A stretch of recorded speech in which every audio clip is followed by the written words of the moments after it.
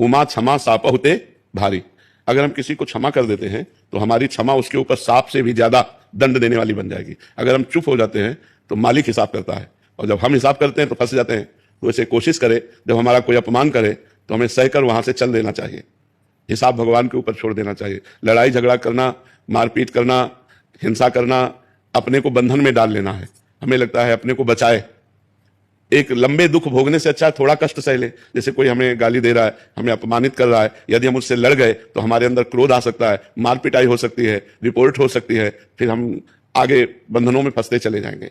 और अगर हम वो गाली दिया और हम चुप हुए, सुन के चल दिए, तो उसको गाली देने वाले को ऐसा दंड मिलेगा समय पर कि दोबारा किसी को गाली नहीं देगा।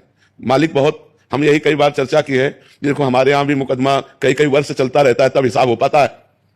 जैसे कोई केस हुआ तो तुरंत थोड़ी होता है, बहुत कहो 4 वर्ष लग जाए उस केस के सुलझने में, कहो 10 वर्ष लग जाए। तो ये तो एक देश की बात है और अनंत ब्रह्मांडों का हिसाब है। तो हमारे प्रभु के यहाँ कहते हैं कि देर है पर अंधेर नहीं, कहते ना, थोड़ा देर तो लगेगी कि आपको वो गाली दिया तुरंत उसको चोट नहीं लगेगी, पर समय आने पर ऐसी चोट लगेगी कि जिंदगी में गाली देना भूल जाएगा।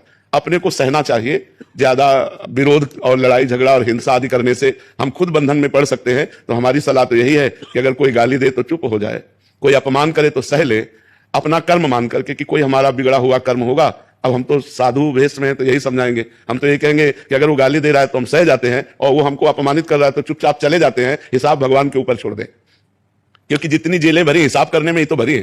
कहीं हम गलत कर बैठे, कहीं हम हिंसा कर बैठे तो कानून का अपराध हमारा बन जाएगा, कानून के विरुद्ध हमारे आचरण बन जाएंगे, तो हम भी अपराधी माने जाएंगे। तो इसलिए हम मारे पीटे नहीं, हिंसा ना करें, क्रोध ना करें, सह जाएं, भगवान से प्रार्थना करें कि हे भगवान उसकी भी बुद्धि शुद्ध कर दो।